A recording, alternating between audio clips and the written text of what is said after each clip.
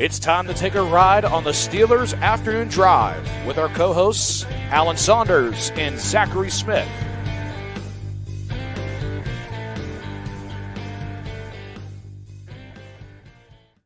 Welcome into another Steelers Afternoon Drive. I'm Zachary Smith, and he is back. Alan Saunders back in the fold with me here today. Alan, I typically ask you how you're doing to start the episode. I almost feel bad if I were to ask you that. So I'm just going to say that I'm glad to see you back on the show today, getting through. Better than I was. Let's just say that. There we go. I'm glad I'm doing fantastic because I got to hear Brandon Rossi's voice for the first time in a few episodes. Oh, there you go. There you go. So that's what I'm excited about today. Every team in the NFL, I guess, should be excited based off this. We normally have just been taking questions the last few episodes. Not a lot of news to talk about. Somewhat newsworthy thing to talk about here. Cap going up substantially, Alan, up into the range of $277.5 million to $281.5 is projected to go to up from the $255.4 million, which will mean that it's gone up more than $53 million in the last two seasons. I mean, that's a substantial amount, and it obviously impacts everybody, whether you are a team that is always operating in cap hell like the New Orleans Saints, or if you're a team that is flush with cap space like the Pittsburgh Steelers coming into this offseason. Well, now you just have that much more to work with. What's your take on this? Where should we start with this whole cap room thing? Yeah, so I mean, I guess we can start with the numbers, right? They got over $60 million in offseason cap space in terms of functional ability to spend, I don't know, less than 50, somewhere in the mid 40s. I haven't redone the math, but it's a lot. And it's honestly like they can make so much more. Extending TJ Watt's contract will probably reduce his cap hit. They could release Larry Ogunjobi or Cordero Patterson or Dean Lowry or someone like that. They could restructure the contracts of Pat Freiermuth and Alex Highsmith. I mean, they could make $80 million pretty easily. I don't know what they would do with $80 million. Like the part of it now is like you almost need to like stop worrying about how they can make more cap space and start worrying about how on earth they're going to spend all the cap space they have.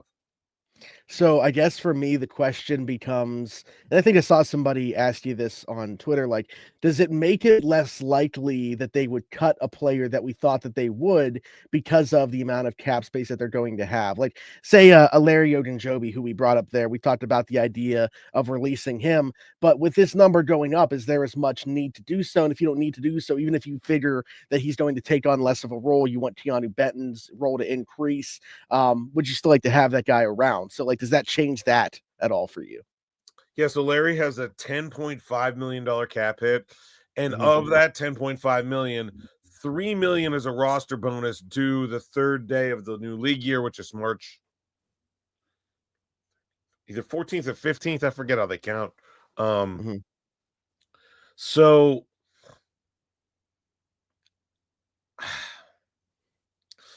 that's a lot of money. Now, again, though, like, do you need it? Do you need it somewhere else? So I don't know. I would think that a better way to approach it would be to try to find a way out of that roster bonus and threaten to cut them, and then see if maybe willing to make that go away or reduce it or something. But yeah, I think there's like they don't need the cap space. Like that's the like they could sign who's going to be the highest priced free agent quarterback? Sam Darnold? Yeah, I would say so. They could sign Sam Darnold, T. Higgins, DJ Reed, the most expensive quarterback, most expensive wide receiver, most expensive cornerback on the free agent market, fill in a couple other holes, and be really comfortable and do that without doing anything else to make any more cap space. Yeah. That's what I'm saying. I mean, it's crazy to think about the amount of space that they have now. And this is more than we anticipated this going up. And the other thing that I kind of started thinking about here too, I guess you never really know what's going to happen, but if you have like the foresight that is going to continue to happen with the salary cap just increasing substantially the way that it has over the last couple of seasons, you kind of like, do you want to get out in front of every single contract extension that you can? Because like I feel like these extensions are just going to continue.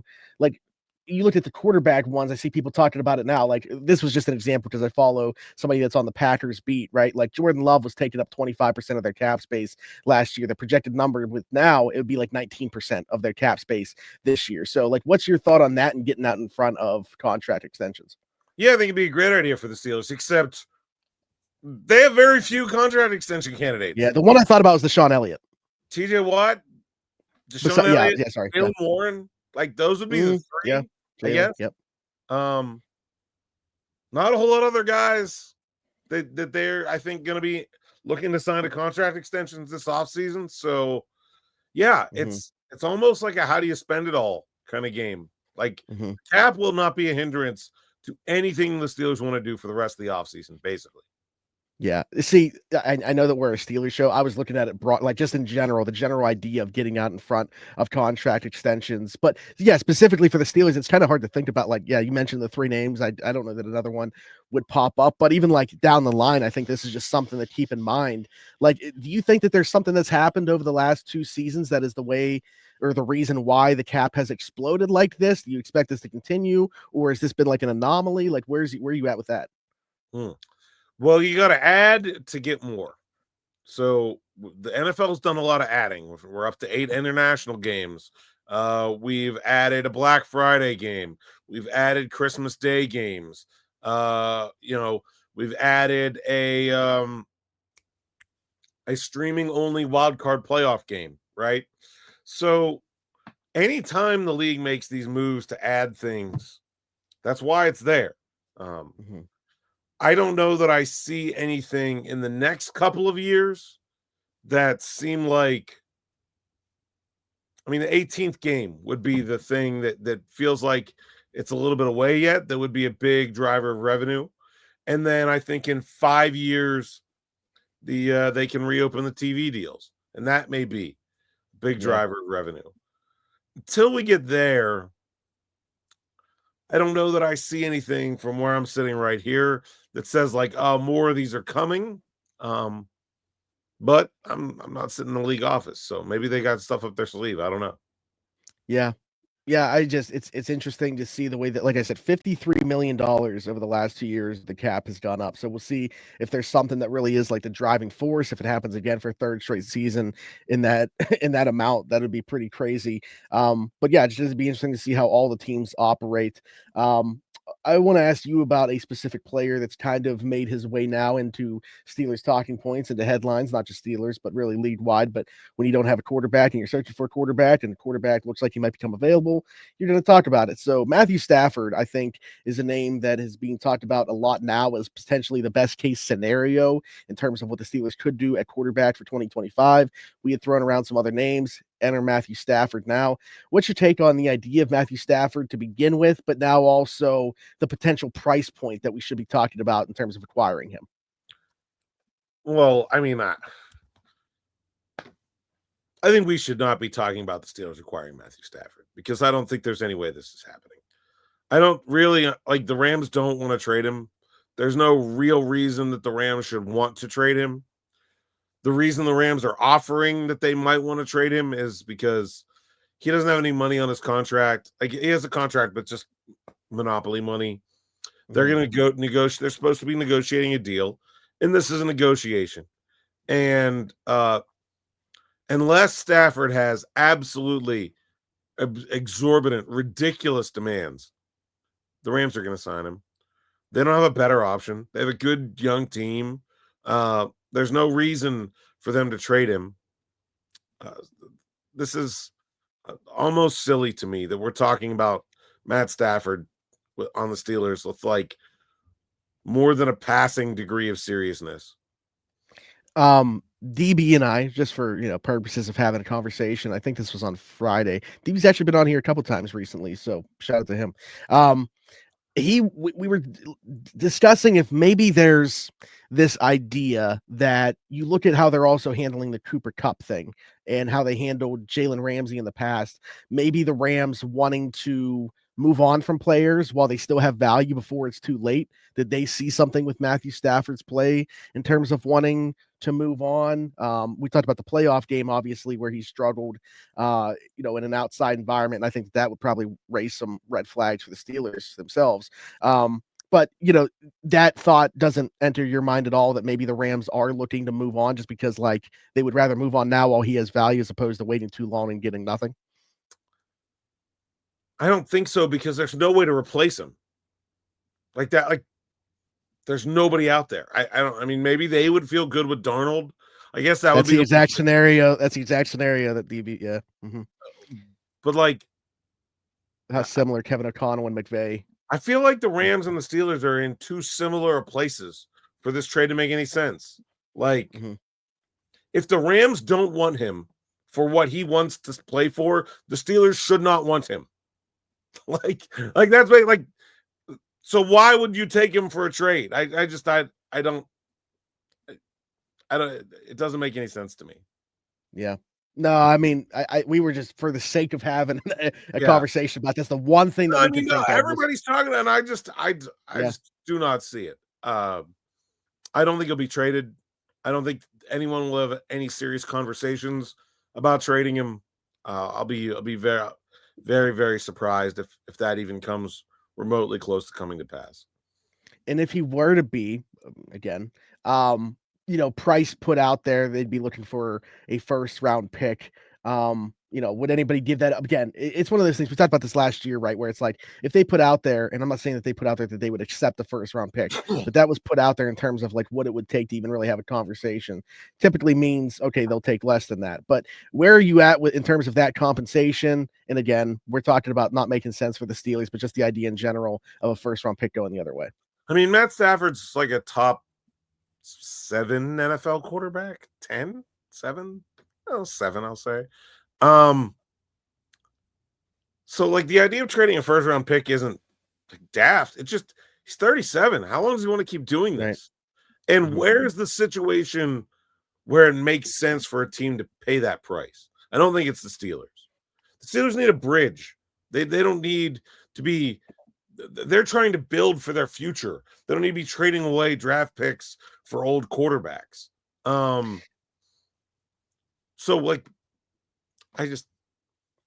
one I thought of was, and they have what they hope is their guy. Obviously, that's why they're just letting him walk. But if Sam Darnold was still walking, but they didn't have JJ McCarthy, I think the Vikings would be super interesting as a team for Matthew Stafford. Yeah. I mean, I'm looking around. I don't with the team that should want him. I got one. The Rams. Yeah, right. Exactly. Right, that's the team that should want him. I don't know where you're gonna send him. Where some team is like, yes, what we really need is to not have our first round draft pick and to have 37-year-old Matt Stafford instead. That is the move. Somebody gets hurt, like OTAs or something early. Okay, maybe, but I think his Madden rating's still pretty high. I wonder if Woody Johnson's going to ask his son if they should get involved and try to go with another. We'll see. Okay, that's a good point, because I'm thinking about this logically, and there are certain franchises that you just can't use that approach. The Jets are one of them. So sure, the Jets could trade for him. The Raiders could trade for him. Why? It's the Raiders. Does it need to be a good idea for them to do it? Absolutely not. Their history is littered with lots of dumb decisions. So I guess maybe a team like that. The Browns would be wild. Yeah, I've actually seen some of that today. Some of that discussion taking place today. Okay. If those are the teams we're talking about trading for Matt Stafford, don't trade for Matt Stafford. That's all I got. If you're in a trade competition and you're looking around and be like, all right, they're offering this and they're offering this and they're offering this, and you're in line with the Raiders and the Jets and the Browns, just fold. Just fold. You don't want that guy. No matter how much you thought you wanted him, you don't want him. as many right buttons as the Rams have been pressing too. So like we're not like I'm in agreement. I don't think that he's ultimately going to be traded, but like say he were to be, would that not raise some red flags about like why are they moving on from this guy Yeah, at this point too? yeah, Yeah. absolutely. Why don't if the Rams don't want him, the Steelers shouldn't want him. Like that's and the Rams do want him. Everything Jordan Rodriguez, who if you don't follow her, she's great. She's the Rams reporter for The Athletic. She's one of my favorite beat writers in football. She's like, McVay loves him. I'm like, well, then what are we talking about here? Like, we're talking about they don't want to pay him. Okay, they'll figure it out. I feel good about it. So from a Steelers standpoint, probably not worth having more of a discussion than we've already had there surrounding Matthew Stafford. But where should we turn our attention to QB wise? You mentioned to me you put out an article on the site, pretty expansive in terms of QB discussion. Where should our focus be centered on as it comes to the Steelers in their search for their next quarterback? It's a good question. I don't really know. I mean, it seems pretty clear that the Steelers know their options at this point. That Russell Wilson would sign with the team today, and they're not really that into him. Justin Fields, I think, would prefer to get to free agency, see what his true market value is, would be open to signing before then, but it's not going to be cheap. And the Steelers don't seem enthused with that option. And so we have Trevor Lawrence and Matt Stafford and whoever will be the flavor of next week, because they're just Omar is kicking over every tire, picking up every rock, flipping over the trash can lids, trying to see what is out there that could possibly be better than what they have. And so we should just expect it to take a while for Omar to figure out that there's nothing out there. I mean, but there's no, like, I understand the fan frustration. Be like, what are they waiting for? But there's no advantage to the Steelers to moving quickly at this point. Like, none. We really missed out with, the Dallas Cowboys not bringing in Deion Sanders as their head coach on the opportunity to talk about Dak Prescott, because we could have talked about how do the Cowboys end up getting Shador to Dallas. It'll be a top 2 trade up for Cam Ward next. Maybe that'll be the pivot. Yeah, I'm like sitting here trying to think of what the next one's going to be. Betting odds. Daniel Jones got brought up this week too, by the way. I forgot about that.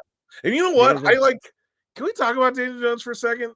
Like, so let's tell a history story here. I was covering the ACC. I was covering Pitt when Daniel Jones came out. And I have never openly mocked a draft pick more than when the Giants drafted Daniel Jones. I was like, I saw this guy play in college, and he is not anywhere near that. I mean, not even remotely close to being that good. And it turns out he's not, as was sort of obvious to everyone that had ever seen the man play quarterback, except for David Gettleman, apparently. That was Gettleman pick, right? And then he got fired, and then Schoen came in. Yeah. But he's if you sit there and put his numbers up against Justin Fields, they're better. Like career. They are. Yeah. Now the trajectories are opposite. Fields was better in 2024, and Jones had been better in the past and was worse recently. But I think the way the Steelers fans feel about Justin Fields and would feel about Daniel Jones, the disparity of those feelings is not really supported by facts. They're 1% different players.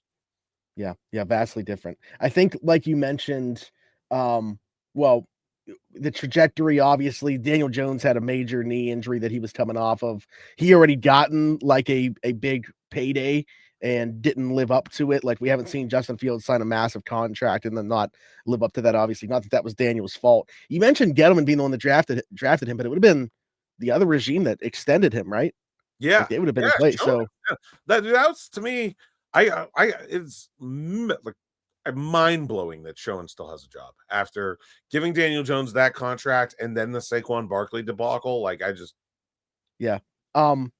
But anyways, I do I think that we need to be open to, and I don't know if that's where you were going to go with this. I don't know if you feel like that's a realistic possibility. I think we need to be open to the possibility that that would be a direction that they would go. In the case that, Justin does hit free agency, doesn't come back, they really decide no matter what, they do not want Russell Wilson back. Like, I think it's within the realm of possibility that that would be a direction they go. Let's say the Steelers have talked to Wilson and Fields, and Russ said, I want 15 mil 1 year. And Fields said, I need 370 with the first 2 guaranteed. And Daniel Jones was going to play for like $7.5 million. Which one of those 3 would you take? I put my take out there, and I understand the amount of pushback that this could get. I'm going with Daniel Jones because he's the cheapest, and I don't think that any of them move the needle enough for me to not just take the cheapest option and say, give me the best roster around that quarterback. In terms of players that are roughly on the borderline between, like, as long as you're not rolling with Skylar Thompson, like, as long as it's like players that are actually on the borderline between starter and backup in the NFL right now, like a legitimate starting option, I think you just take the cheapest one.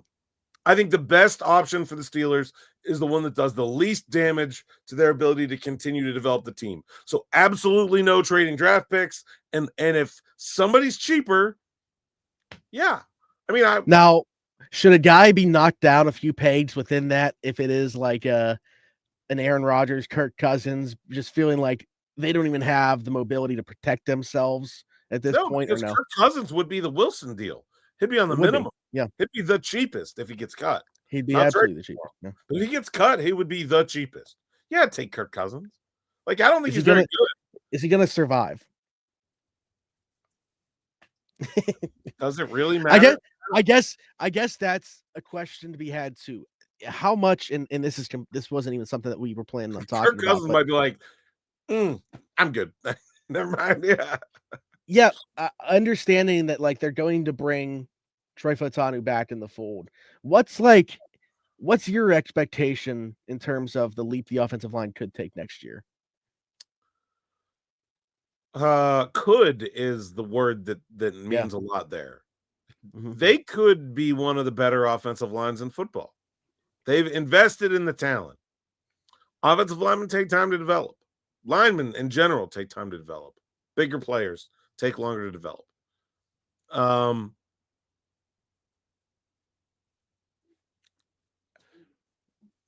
You're trying to predict 2 things. Will players grow? And if yes, how fast? And it's pretty much a total crapshoot.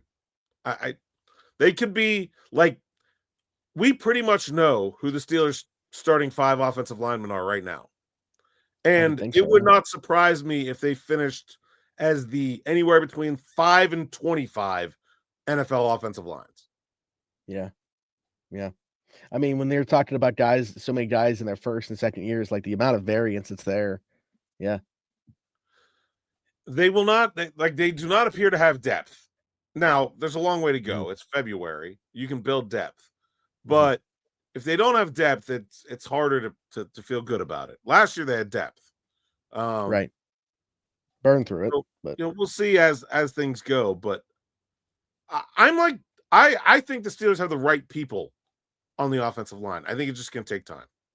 Okay. And I think that's the most important thing is hopefully having the right people within there. So some projections certainly taking place within there.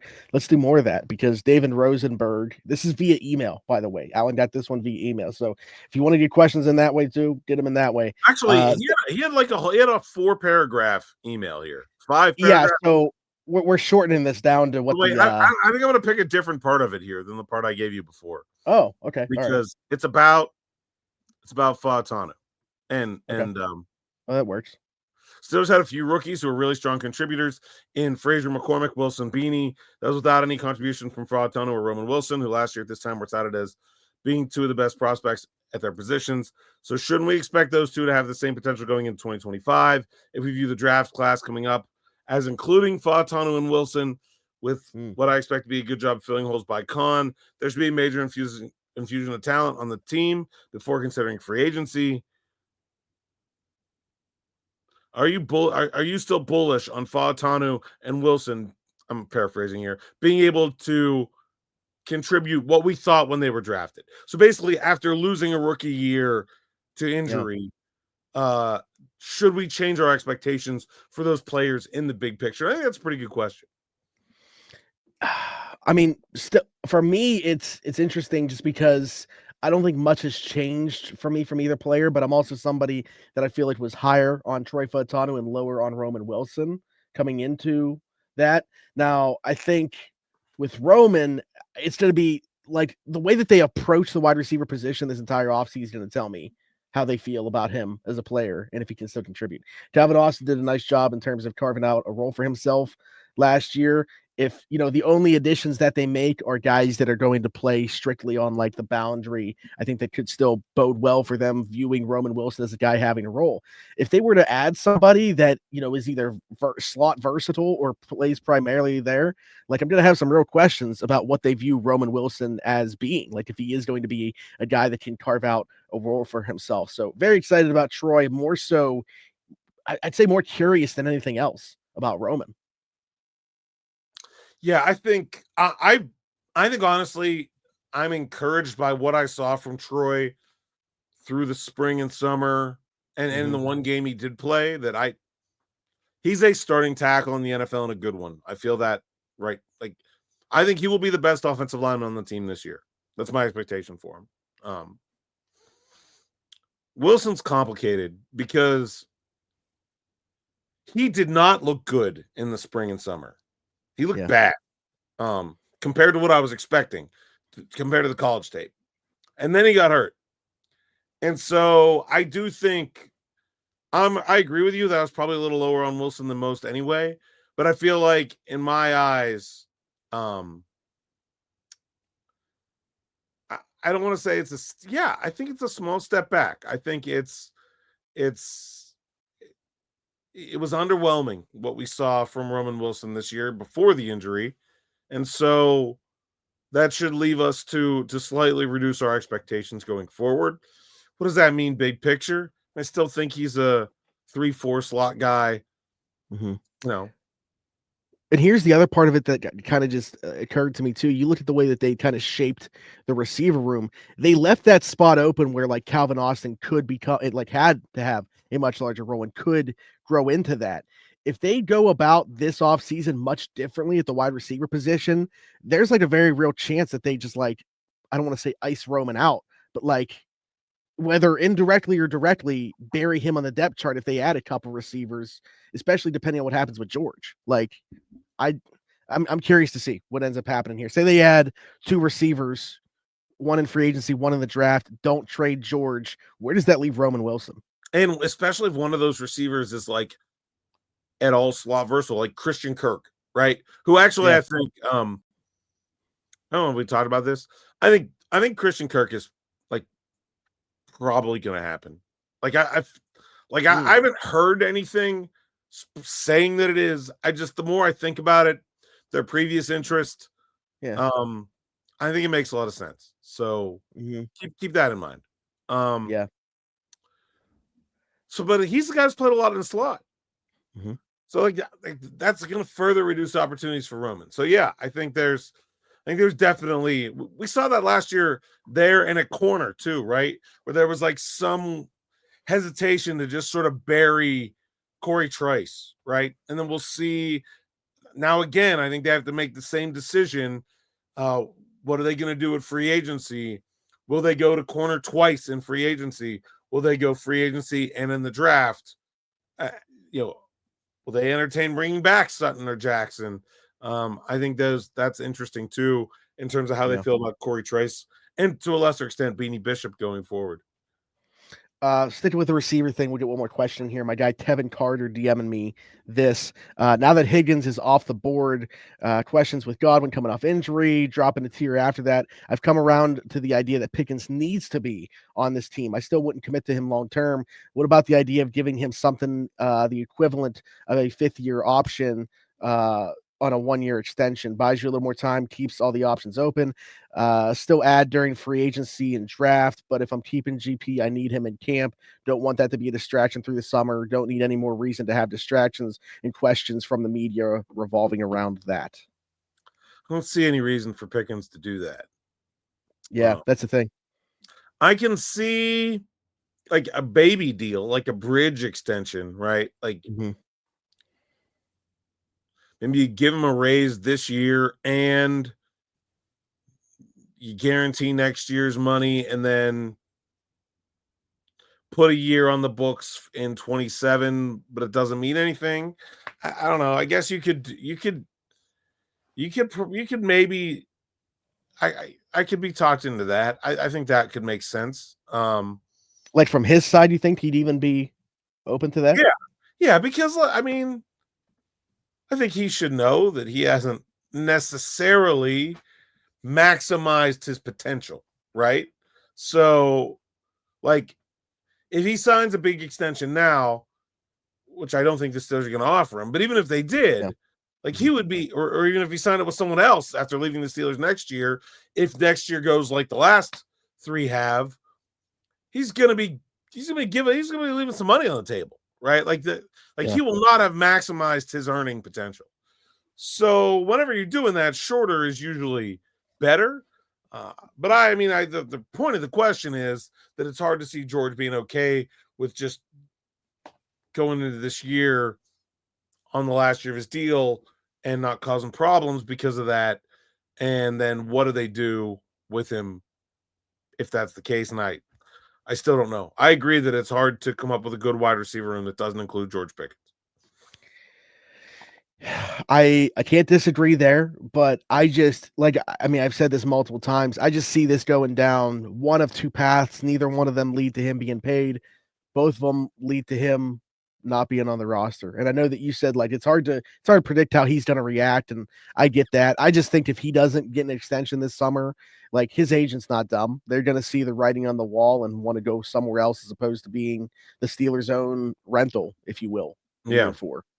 So that's just how I view it. No, I agree.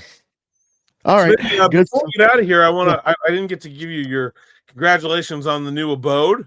Not there yet, as you can tell, but when are we getting the new Steelers afternoon? Oh man. The first look at the new shot, the new angle.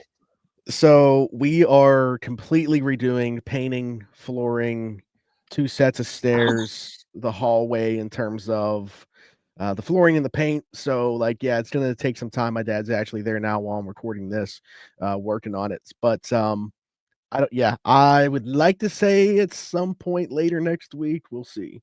It's going to take some time. All right. And then just let me know if you need me to help move. I'm in. I'll get the mic. I should at least be able to do that.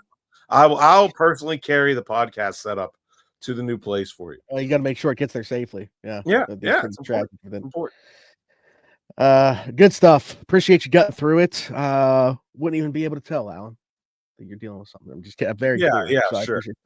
And also want to give a shout out to my brand new nephew was born very early this morning. Oh wow! Nice, Frank. Congratulations. What side is that on? My sister's, her first son. So very excited about that. Happy mom and little guy, and I can't wait to meet him. So obviously, I'm gonna have to wait a little bit. Yeah, let's wait a little bit. Let's wait a little bit. Well, I'm sorry. What'd you say the name was? Frank. There we go. Frank, welcome to the world, Frank. All right. Well, Alan, tell the people where they could find you. At @Saunders_PGH on X, Instagram, TikTok, and Blue Sky. PGH Steelers Now sites account SteelersNow.com. Go there and read the words so I can get paid. And subscribe, hit that bell for notifications here on the YouTube platform as we continue to push past 15,000 into another layer, into just a wonderful, luxurious place here on the YouTube platform. So thankful, so happy for each and every one of you. Yeah, really growing the community now. We appreciate all of you. You know what? I was like, I don't even need to think of an obscure number because friend of the program. So we got 15,000 and E-Rob subscribers now. There you go. As we sit here right now, I got to give E-Rob a shout out anytime that we can. So yeah, drop some comments as well, anything that we talked about today, but of course questions or topics for future episodes. Gonna need to keep those coming as we work through the off season here. Combine coming up though, so obviously we're gonna have some great content coming out of that. If you're listening somewhere else, Apple, Spotify, wherever you get your podcast from, you will find us there. Just search Steelers Afternoon Drive, leave us a 5-star review and subscribe over there. Then you'll find me everywhere, Zachary Smith PGH for Alan Saunders and myself. Thanks for jumping in. Take another ride on the Steelers Afternoon Drive.